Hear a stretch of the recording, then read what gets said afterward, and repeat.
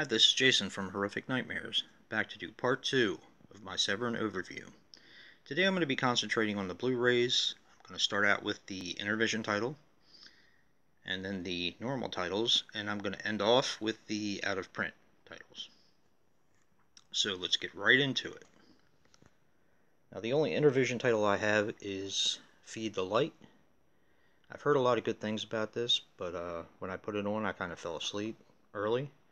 So it's one I have to go and revisit, but I heard it was really good. I was probably just tired. Next is Dead Kids. This is a cool film. It's kind of hard to classify, though. I guess what it's most like is Disturbing Behavior. I'm not sure if it's if Disturbing Behavior was a remake of Dead Kids, but it's very similar. This is a really cool film. I don't hear a lot of people talk about it, but it's pretty cool. Next is Patrick. Another film I don't hear a lot of people talk about. I really like this. I like the remake as well. Now I guess it's called a sequel. It's not really a sequel to it, but it's called Patrick Still Lives. I've never seen that, but I think this is a really cool film.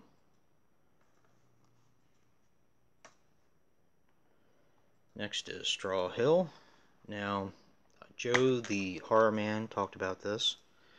This is a 3-disc set. I believe he said it was out of print. And the extra disc it has in it is like a video nasty disc. I watched it a long time ago. I don't really remember it that well, but you know, the actual film itself I just watched recently, and it is really good.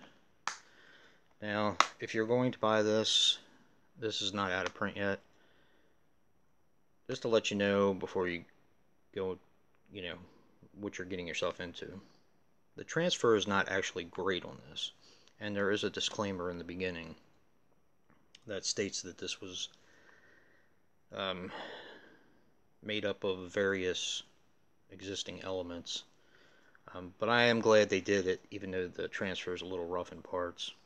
I mean, this is probably the closest we'll ever have to a complete film of House on Straw Hill, but it's really good. Next is Beyond the Darkness, or Bio Omega, Joe D'Amato film. And what's really cool about this one is this comes with the soundtrack from Goblin, which I've listened to several times, and it is awesome. So that is Beyond the Darkness. A very strange film, but it's really cool. Next we have some more Italian horror. This is The Other Hell, and what you're probably used to seeing. Let's see. This has reversible art. That's the cover that everybody's probably used to seeing from The Other Hell, which is okay.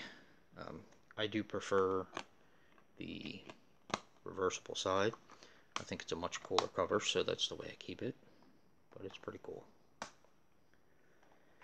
Next is probably not a very popular film. I haven't heard a lot of good things about it, but I like it a lot. It's Drive-In Massacre, and when I heard that they were releasing this, I was really excited.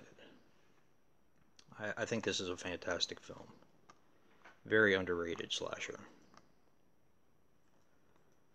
Yeah, but this is definitely a cool flick. It's a little slow in parts, but it's good. Now we have Dr. Butcher, MD, Medical Deviant. And this one I actually had to reopen because I started to film this, but I couldn't get this out. This actually comes with something that's so cool. It's a Dr. Butcher, MD, Medical Deviant barf bag. That's pretty neat. That's so cool. Now this also comes with reversible artwork, which is Zombie Holocaust, and the artwork on the DVD is also Zombie Holocaust. But this has a ton of extras on it. It's really a great Blu-ray.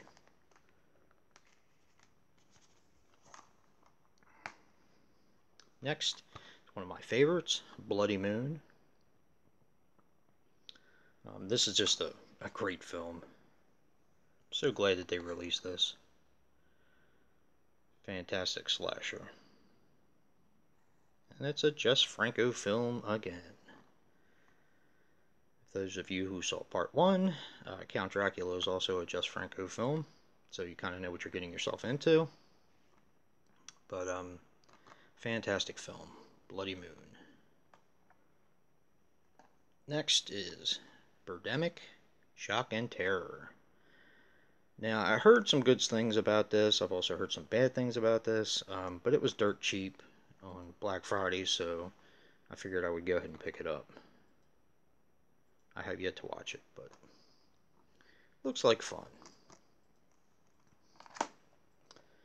And last but not least, some of you have already seen this from The Last Shoegazer, Nick, his Guilty Pleasures 100 subs contest. This is a cool film. I really do like this. It's very strange, but I don't know, I just like it.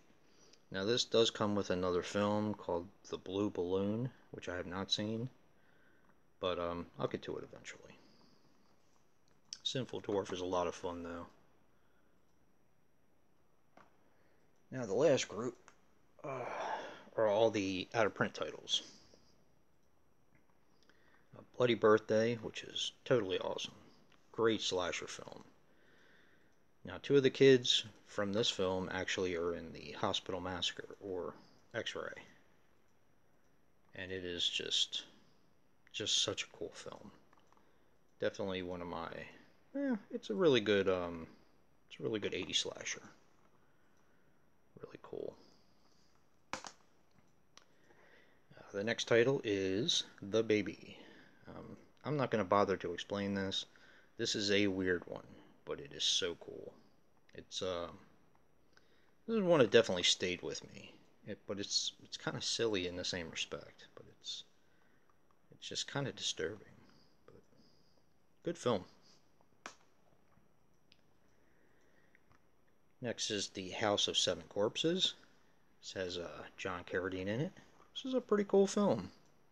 If I'm not mistaken, I think this might have been a made-for-TV film. But it's pretty cool. I could be wrong about that, though. But I still like it, regardless.